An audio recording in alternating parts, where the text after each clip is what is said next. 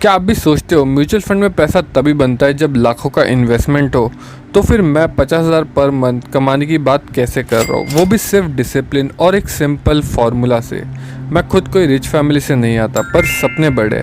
आज करोड़ों Indians mutual fund में इन्वेस्ट कर रहे हैं, लेकिन 90% लोग या तो गलत फंड चुनते हैं या फिर बीच में हार मान लेते हैं। इस वीडियो में मैं बताऊंगा कैसे एक मिडिल क्लास इन्वेस्टर भी 0 से 50,000 तक कमा सकता है विदाउट हाई इनकम, बिना मार्केट टाइमिंग और बिना किसी फैंसी ट्रिक के। असल में प्रॉब्लम ये नहीं है कि लोग इन्वेस्ट नहीं करते, असली विलन है शॉर्ट टर्म थिंकिंग, जल्दी पैसा चाहिए वाली मेंटालिटी और यूट्यूब के झूठे 10x रिटर्न वाले ट्रैप। यही सोच लोगों को छोटे गेन पे रोक देती है और वो कंपाउंडिंग का असली मैजिक तक नहीं पहुंच पाते। मैंने ना कोई जैकपॉट फंड पकड़ा, ना ही इनसाइडर टिप मिली।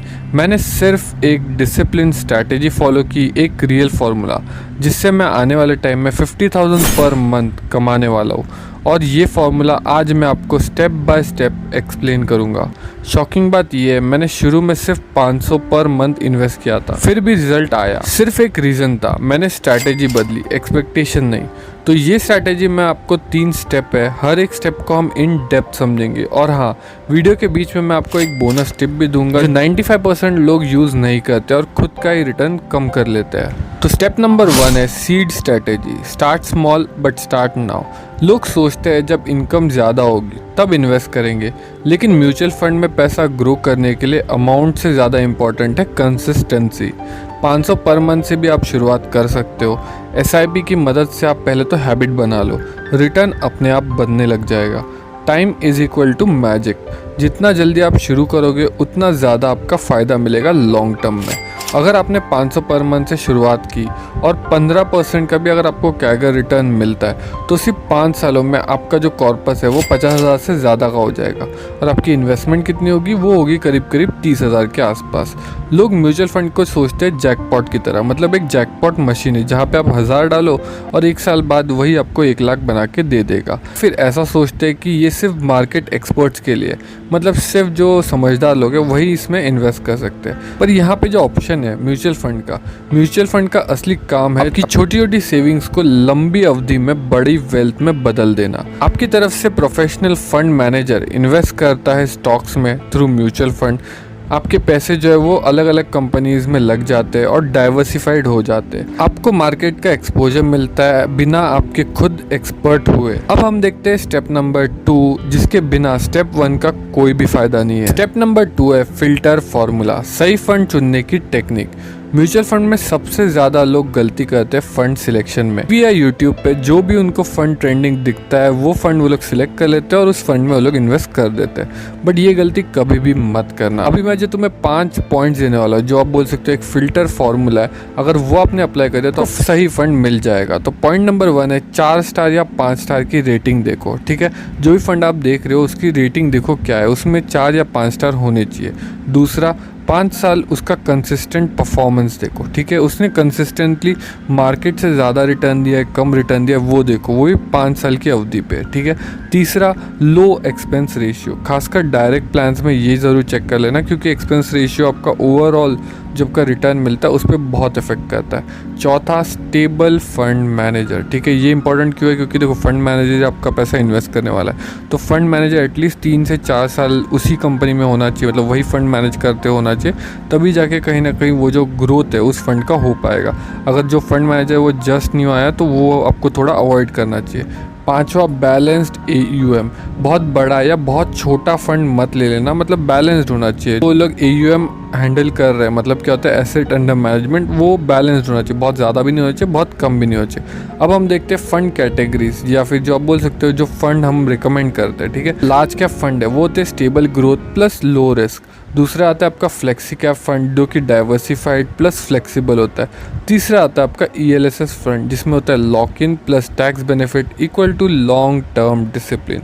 सही फंड चूज करने से आपके 500 पर मंथ सही डायरेक्शन में ग्रो करते हैं और आपको अननेसेसरी रिस्क लेने की ज़रूरत नहीं पड़ती। अब मैं तुम्हें देता हूँ बोनस टिप, और ये टिप अगर तुमने समझ के यूज़ किया तो कंपाउंडिंग 10x से तुम्हारे लिए काम करेगी। तो बोनस टिप है use windfall wisely, don't spend, invest it.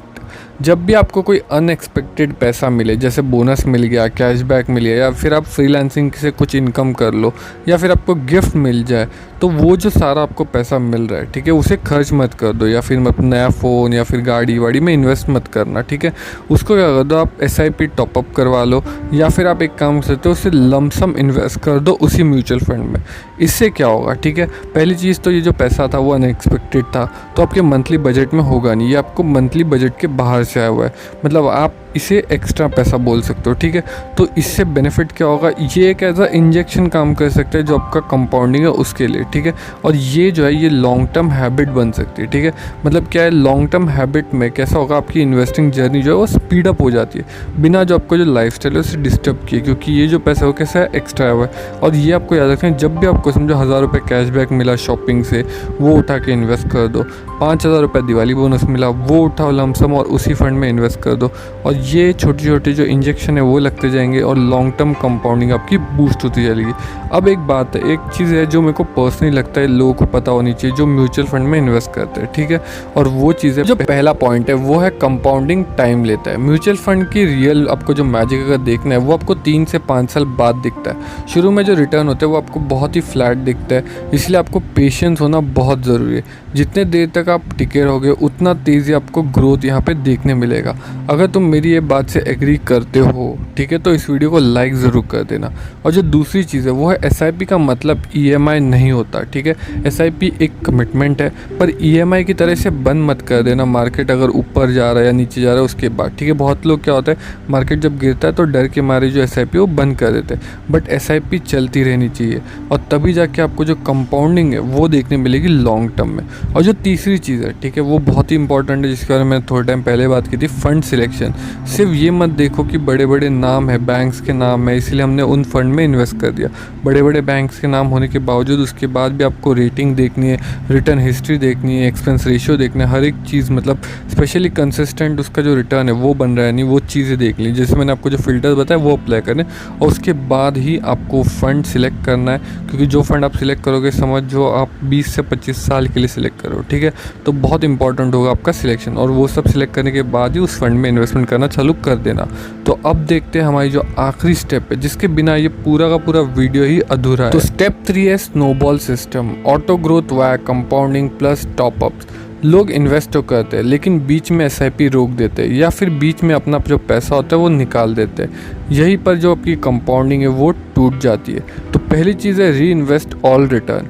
किसी भी साल विड्रॉ मत करना जब तक तुम तुम्हारे एक्चुअल गोल तक नहीं पहुंचो। दूसरा, टॉपअप SIP एनुअली। हर साल जो आपकी जो SIP चल रही है उसे टॉपअप करो 500-600 पर मंथ से, ठीक है, क्योंकि आपकी सैलरी भी ग्रो हो रही है, इन्फ्लेशन भी हो रहा है, तो जो आपका जो इन्वेस्टमेंट है वो भी ग्रो होना चाहिए। तीसरा, डोंट टाइम द मार्केट। बाजार नीचे जाए ऊपर जाए अपनी SIP बंद मत करो।